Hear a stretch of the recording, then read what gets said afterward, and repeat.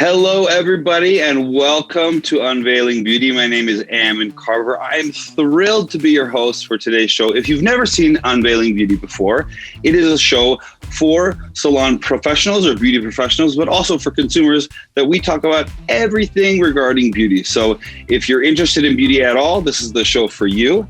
I'm super excited today because we have a really exciting episode planned for you, but I wanted to talk a little bit about, we just came off of Halloween weekend, and it was an interesting one because this year has been so different, right? So I want to know from you guys what you did this Halloween that made it a little special.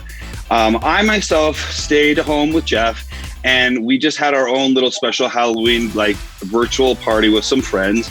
But I will share with you, my sister, she's so creative. I love her. She created this very cool, socially distant way of distributing Halloween candy to the kids that would come by. So you could see getting creative, making the best in a world where things are just a little bit different so that the spirit and the energy of the holiday season, whether it's Halloween all the way through Christmas, doesn't get lost is super important. I love my sister. She's always pushing it to the next level and just making us all look bad because we're not as creative as she is. But what a fun way to celebrate the holiday, and happy Halloween to everyone. I hope it was great with you guys.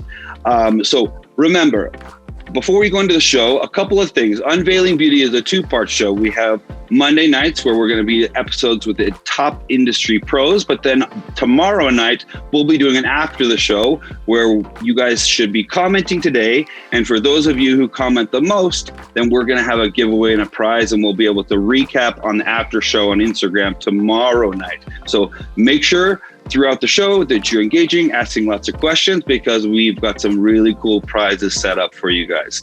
Let's get into the topic today. So the show today is called Radiant Reds. Now, I'm obsessed with a show-stopping redhead. Love, love, love redheads. I love when you're able to create a multi-dimensional red, and there's nothing better, even when I'm doing shows or shoots or anytime that I'm working with a client, there's nothing more satisfying than a redhead that really just captivates everybody's attention when they walk into the room. You can see some examples of reds that I've worked on, that the pro team has worked on, but I want to hear from two of the industry's top colorists about the ways that they think we can achieve the best reds and maintain the best reds. So industry tips from two of the best. They're coming up right now. Radiant Reds. I want to bring to the show two special people. First up is Miss Sonya Dove. She's on our pro team. You guys have seen her before. She works with us on the Ulta Beauty Pro team, but she's also the Wella Global Creative Artist. So welcome, Miss Sonya Dove. How are you? Good morning. Thank you. And then I have been obsessed with Mr. Colin Caruso for such a long time, and I've been begging for him to come on the show. So finally, I twisted his arm hard enough to come on the show and join us. Colin is the artistic director of color for John Paul Mitchell Systems, and he's the owner and stylist at Salon Caru. How do you say it? Caru. Got it. Hey, thank you for joining us, dude. I was so excited that you said yes to coming on the show. You're amazing. Well, it's absolutely my pleasure, brother. And I spent a lot of time in Ulta, so I'm really happy to be spending time with you guys. You're an inspirational dude too, my man. I love following you. I love getting to know you through digital assets, and I'm happy to be here, man. Really happy to be here. Well, listen, we couldn't have a better cast for today's topic. You guys are both leading the charge in the industry. For any of you out there who aren't necessarily connected to the professional industry, these are the color gods that we have on the show today. So pay attention. They're going to give you some great tips. What I want to do is I'm just going to ask each one of you what you plan on sharing with us about Red State. So Sonya, why don't you go first? What are you planning on sharing with our guests or with our viewers today? Yes, Ammon. So I wanted to share techniques, very, very easy. When I do reds, I like to combine different depths of reds and different tones of reds. So this is my starting point, which I'm going to be demonstrating today. And this is my finished end results. And as I move the hair, you can see we're seeing some reds in here. We're seeing some copper. So we've got some cool reds, some copper reds, and some red reds. So I'm going to be using 3 shades of red: an orange red, a blue red, and a red red. And I'm going to start off with my deepest shade first and apply that to the new growth. So I'm just going to go in, I've already got it mixed up here. And when I say apply it to the new growth, I really want it to look intentional. I don't like to apply it to about an inch out. It's at least 2 inches. I want it to look like a shadow, a root shadow, not looking like a regrowth needs to be done. So this is my darkest level. It's a level 6. It's a level 6 red violet. So this is my burgundy deep red. And I'm going to just start off with applying that all over the mannequin, the lovely new model of 2020. I sometimes when I get to do my clients in the salon and they start to speak to me, I almost jump out of my skin because I've spent so many months doing these beautiful, let's call them mannequins. So this lady, mannequins. You know what, Sonya, I have so many questions that I want to make sure that I come back to, because you talked about using blue and red and you're already into your technique, and there's so many little things that we use, phrases that we use as salon pros that I'm going to come and ask you about. But as you start working, I want to make sure that Colin can talk to us and be also equally working while he's talking. You carry on. Now, Colin, talk to us about what you're planning on showing today. What do you want to share with our guests? Thanks, brother. I'm actually doing something quite similar. It's really all about creating movement within the redheads that we have in through here. So I'm going to play off of an 8RO and I'm going to play off of a 6R. So only using 2 tones, but really creating dimension and movement throughout. And my main goal is to draw a little more attention around the face. But I also want to encourage all the clients, all that are watching this, all the guests that are coming to the salons, try red, man. This was a blonde, and we're going to use Denmite Permanent on this, just to give you guys a little way to change your hair color, have fun. We are in the middle of COVID. If you ever wanted to try something with your hair as a guest or as a client, now's the time. So I encourage you guys to try that red you always wanted to try. Cool, buddy. So I love what you said. Go ahead and get started with what you're doing. And I love that you guys have a similar thread going on. But I'm going to ask you really quickly, when you say 8RO, 6RO, for somebody who doesn't know color, what does that even mean? Like, give us the translated version for a consumer, maybe. Yeah, absolutely. So to me, it's all about depth, right? So level 8, hair color works in levels, a degree of lightness or darkness. So 1 being blue-black, right? 10 being lightest blonde. You're going to pick your basic level on that scale. So I'm going in technically with blonde level reds. Now I know it's hard to hear that, blonde and red in the same mix, but they're lighter blondes. And what I'm working is off of the tonal deposits. So an RO would be more of a red-orange at a level 8, and that's going to be a brighter, more coppery feel. And that 6 level R is deeper, but also that red tone is going to provide a little more depth. So you're going to actually notice that RO pop. So it's providing lightness where you want to draw the eye, where you want people to look, and it's providing depth around it to get them to look in the key areas. So your colorist will be able to do that for you. But the main thing you want to do as a client is find pictures, right? See colors that you like. Everybody sees colors differently. And that's the key. Show your hairdresser what level red, what colors you like, and the hairdresser will be able to decipher from there.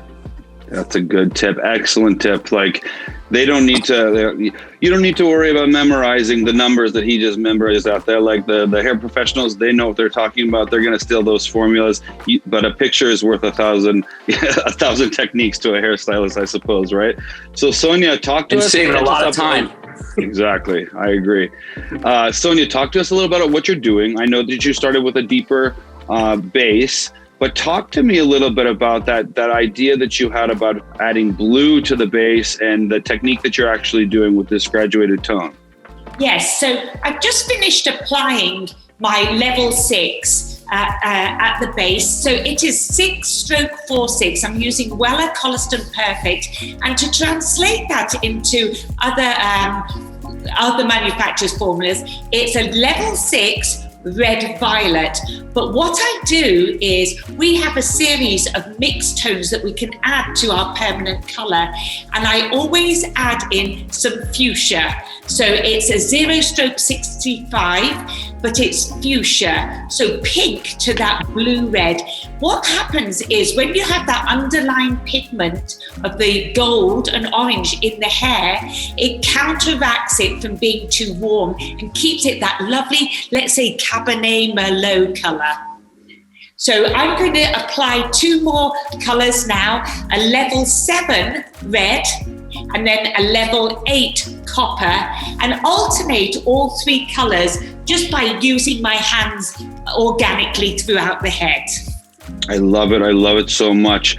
Sonya, what I love about what you're talking about, and it's relating so well with the way I know what Colin is already talking about, is the thing that we're seeing right now with reds is neither one of you is picking just one color and applying it all over, right? There is dimension, even if the overall effect has an illusion of an all over color. Dimension and depth into your red tones is important. So when you hold up those pictures and you show your stylist is still thinking multiple formulas, and you guys are both talking about that right now. Colin, my man, you do a technique, or you use a visual that really kind of was interesting to me, and I would love for us to if you just talk and explain about it a little bit, where you use eggs to kind of showcase the difference. And I'm just going to leave it and set it up that way, because I think a lot of people will go, eggs, what are you talking about? So talk to us a little about your eggs to show the different levels of lift with reds. Absolutely. So a couple years ago, my son, I have 3 kids, they're all great. My youngest son we were dyeing Easter eggs, and my youngest son got upset because the older kids took all the white Easter eggs, dyed them, and he had no white Easter eggs left. So all he had was the brown Easter eggs left in the refrigerator. And of course, when you're like 8 years old, you don't want to dye the brown Easter eggs. So he was all excited, to even have the opportunity to dye them, but he was upset how they were going to turn out. The funny thing is, the brown eggs actually came out prettier than the white eggs. And it was an interesting thing for me. I instantly related it right back to hair color, right? I have swatches where I can show you guys the same thing. Here's your white egg, right? Those white eggs take the colors lighter and brighter, but the brown egg actually took that color deeper. There you go. Yeah. And what that is, it's that underlying pigment that is interacting. So one of the biggest mistakes a lot of colorists make, and this is a pro tip, is you overlift with reds. And you can do that with lightener, or you can do that with developer. And the main thing is, if you want intensity as a client, if you have that client that really wants that really bright red, lift. Remove as much pigment as you can, because it's going to be brighter. But if you take that same, and these are all the same colors, run over the same swatches. If you take that same red and you leave a little base underneath, you're going to have some depth. So the Easter egg really helped drive that home. And from now on, our family, the Caruso family, has been dyeing brown Easter eggs every year since that catastrophe happened. What a good lesson for everybody at home too. All the parents are like, oh, okay. Now they're going to buy those nice brown Easter eggs, all because of that Colin Caruso tip here on Unveiling Beauty. From beauty to Easter eggs. So talk to us about, are you doing anything with your technique right now? I see that you've applied through the back. Catch us up with what you've been doing with work-wise so we can see the technique that you're working with. Yeah, absolutely. This technique, guys, I've been using for a decade plus. It's a great technique. So what I did is I just took a circle out of the top, right? I'm going to keep all this pretty much one color, and all the back is going to be my 6R. So I'm saving a lot of time by really kind of simplifying those 2 top sections. If you ever have a Lego person, you snap the head on, you snap the hair on, you snap the hat on. That's how I look at color. I look at it in 3s down, not necessarily straight on. So I have this beautiful top section that's going to act as a veil. What I did in through here then is I took these little rays, these little triangles, and you can see them all the way throughout. Just came in and took little dips all the way throughout. I'm going to actually put my lightest color in the middle here. So when this all starts to live, you guys can see the end result. What you have is you have that beautiful red kind of vibrancy in through the top, but you can see those pops of color shifting. So when the guest moves their hair, you can see those little orange flecks coming through, that coppery tone coming through. And then again, around the hairline, we kept that all pretty much lighter. So it's all about light reflection and color placement. This is quick. It works with any color. It doesn't have to be just reds. It's a fast way to really kind of get a maximum impact in a quick time. We all know when we're behind the chair, you need that sometimes, right? Absolutely. Do me one favor, everybody. Hold up that section again real quick, nice and close to the camera, so those beauty pros out there can see where you're placing those little Lego sections, as you call them. So here's your rounded top. Yeah. Right? And then they're just little triangles that you guys can just kind of come around and pop out, just like a sun. Think about it. Here's your sun, draw little triangles around it. And it's up to you guys. As you're sectioning them out, the bigger the section, the more light you'll put in, the smaller the section, the more depth you'll have. Awesome. All right, Sonya. Talk to us a little about what you're doing. Catch us up with what you're doing. Colin, you keep working feverish over there, my man. It's looking cool. So Sonya, you've already almost worked through that entire section. It's very quick technique and it's going to add the dimension. So talk to us about what you're doing. And then I want to know what you were talking about a little bit about those blue tones that you sometimes use in the reds. Yes, Ammon, I'm working my way through now. What I've done is you can see, I'm just using my hands. This is a no foil technique. It's called organic twisting.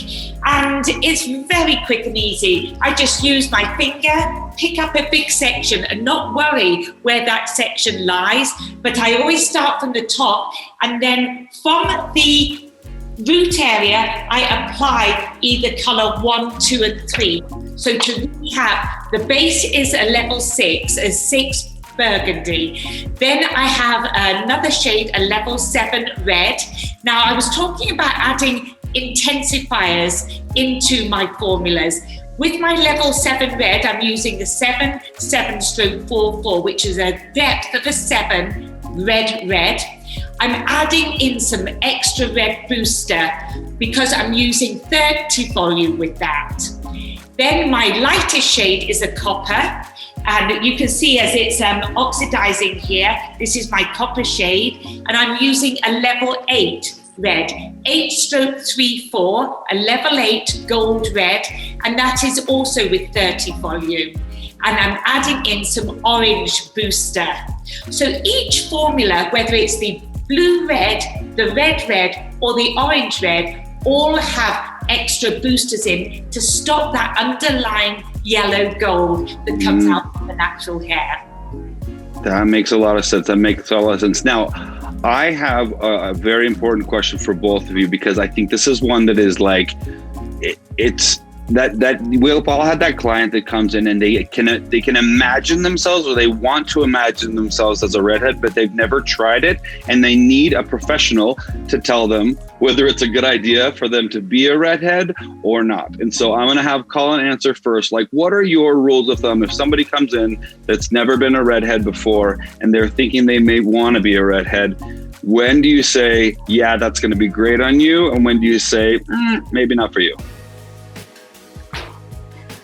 First of all, can you be a redhead? Redheads are more of a personality trait, in my opinion. It's more of a confidence. I think anyone looks great as a redhead, with the exception of a couple skin tones. You really have to find what works. But anyone can have red in their hair too. Maybe you're not an all over red, but it's up to your colorist to really make your dream come true and to find places to put it. Maybe you don't need red around your face. Anybody can have red though in their hair, a form of red. I always believe that. But my main thing to my clients is, do you have the confidence to be a redhead? It's an attitude, it's a personality. Redheads definitely, when they walk in, they're noticed. And that's really kind of it. Do you want to be noticed? Do you want to put yourself out there? If you do, go red. That's my main thing. I love red personally, man. I'm kind of partial to it a little bit, my own hair color. But I really think it's more of a personality than anything. And then if you talk to your colorist, they'll find a way to make you your perfect shade of red. Very, very cool. So I can see your technique is coming into play. Again, another one that's time and fast, like just Sonya said, like you come in, get this transition. And I totally agree with you. Red is an attitude, right? Red is a lifestyle. Speaking of which, Miss Red Hair herself right now. So Sonya, how would you, and we actually talked about this recently, right, Sonya? Because Sonya, you used to be a brunette for a long time, a brunette. And I mean this in the nicest way, but you used to have like longer, almost kind of newscaster hair. And then, but now you have this red hair and it's like you turn heads and it draws attention. And so what is your advice to guests who are wondering whether or not that's something that they want to own? Actually, I love what Colin said. I really do. And I play part to that because I could not imagine myself newscaster brown again. I love it. So it is attitude. It makes me feel so vibrant and so sort of game-changing for people. But something I'd like to add on is it's also important skin tone, eye color, and also maintenance. Let's talk about maintenance, because some people want to be a redhead. They haven't got the skin tone or eye color, but guess what? They only want to come in twice a year to the salon. All that ain't going to happen if you want to be a redhead. So I like to play those other questions in there in the consultation. And yes, it's fun to be red. I mean, in the winter as well, especially. And then, as Colin mentioned, there's so many different shades of red. It doesn't have to be screaming red. It can be a soft, subtle cognac or beautiful cinnamon red. So there's many, many different ways someone can be a redhead. It's almost for everybody, to be honest. You're so right. So, and I love what you said about the maintenance part of it, because that's the thing with a lot of colors. Like, yes, I can achieve this for you as a salon professional, but are you open and willing to do what it takes to keep it looking good, right? That's not just reds. That's kind of like a general rule of thumb with all colors. So on that note, Sonya, what are the products, aside from making sure they come into the salon to get their color retouched, they need to be taken care of at home, right? So what do you recommend that they use at home to make sure that their reds stay looking good between salon visits? Well, when I'm in the salon and I do any redheads, they are not, and I really stress this, they are not allowed to be leaving the salon, the Ulta salon in Santa Monica, without the professional products. I recommend to them Wella Color Brilliance for hair types that are needing the colors to be staying, whether they're reds or brunettes. And then if their hair is on the drier side, naturally drier, and they have color, I suggest Color Motion Plus. And we carry all of those. But absolutely, they are not leaving without any stay-at-home care products from me, I'm afraid. Well, I think that's a smart idea, and that's a great way to make sure that your clients are looking fantastic. And then nobody wants to have that like faded red look. They want it to look fantastic all the way through, whether you're wearing it yourself or you're the stylist that's looking at your client walking around with red hair color that's just not on point. Colin, recap what you've been doing, and then I want to hear your tips on maintenance and what you think is some things that people at home should be doing to make sure that their reds are where they need to be and where they need to stay. Absolutely. So here's the finished look. And you can see the top circle section. Yep. This is our 6R matched in with that bottom section that we did. You can see the depth popping through there in that 6R. Here's our little raise, our little triangle section, 6R at the root with our 8RO down in the ends. And then you guys can see that little brighter little sectioning around the face. Here's the end result right here.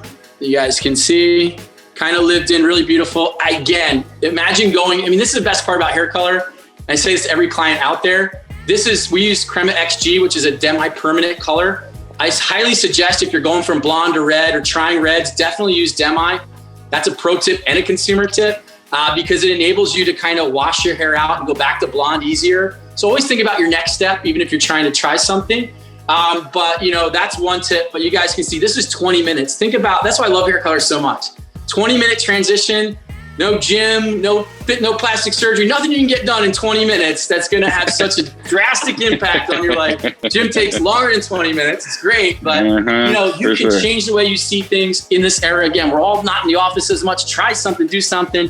The next best thing, what we're going to talk about today is our tea tree. If you guys ever work with tea tree, this is one of the #1 selling products in the world. It gives you the best tingle you're ever going to feel. You wash it. It's an experience in your shower, but now it's color safe as well. So I love that so much. So you guys can try that. You can get that tingle, but you really do have to use something that's lower on the pH scale to keep your color. Otherwise, you guys are going to invest all this money in your hair color. You're going to wash it down the drain. So whatever product you're using, make sure you're choosing something that's color safe, typically sulfate free on those lines. And it's really making sure that your color's lasting. You're not protecting your investment, basically. That's my biggest suggestion.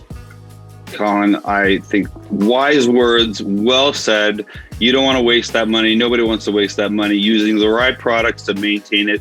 I want to thank you both for the efficient techniques, for the pro techniques, for your passion, your professionalism, and for the tips for people to be able to maintain their look and know whether or not they have what it takes to be a radiant red out in the world out there, just like Miss Sonya Dove is these days. Well, both of you now, actually. It's so funny that we both are radiant reds on the show right now. That was not actually planned at all. Hey, can I say one more thing, AMMON, please, real quick? Yeah, of course. I would love to thank you, Sonya. I would love to thank you, Sonya, because you have played such a huge role in me as a young colorist. I learned so much from you, and it's an honor to be here with you today. Thank you so much. Oh my gosh, I love you for saying that. That's so sweet. Thank you. Thank you. Aw, lots of love. Redheaded love all around. Now I wish I had red hair to join the party. Thank you guys so much. It's been a pleasure having you guys on the show. We are going to move on to the next part of the show that I love. We usually have a stylist spotlight in this portion of the show, but I'm going to make it about an organization spotlight today because we just wrapped up Breast Cancer Awareness Month, and we talked about it a few weeks ago. We had a special guest on. She's a senior vice president of our stores. Her name is Carrie Thompson-Yen, and we talked about goals and all about the Breast Cancer Research Foundation and ways that we could get together virtually for an initiative called Beauty on the Move and raise some funds. And we set up some goals and we challenged. And if you guys follow us on social media, I'm sure you saw us out there walking, exercising, doing stuff for our health to help raise money for such an important cause, because although the world is different right now, we still need the funding to make sure that we keep moving forward, because cancer didn't disappear just because COVID showed up. And so here we are, and I am happy to talk about this spotlight today because Ulta Beauty raised over $3.3 million for Breast Cancer Research Foundation, which surpasses our company goal. Wanted to take a second and really celebrate and really recognize everybody that joined in. It was so fun to watch everybody virtually just engage. And so what a great way for all of our teams to get involved, rally together, push each other, get out there on the Beauty on the Move initiative and raise some funds for such a great cause. So BCRF, we love that we were able to take such a great part of this and have such a great partnership with you. And we're able to make such a great contribution. That was our spotlight of the day, and I couldn't let it pass up. So that's it for our show today. Radiant Reds. Halloween was just right around the corner. So what's coming up next? As I said, every Tuesday, right after the show, we will do a follow-up show called After the Show. So tomorrow night on my Instagram, join me. We'll recap some top tips from today from our redheaded guests, but we will also be talking about and giving away the giveaways for those of you who've been engaging. So stay tuned to see if you won the prize. And then also next week on Monday, I will be on here with Miss Paquila Riley for an episode called Styles That Sparkle. Remember to follow us on Instagram at Unveiling Beauty Show and on our Ulta Beauty YouTube channel. Until next time, you guys, I'm AMMON Carver for Unveiling Beauty. See you later.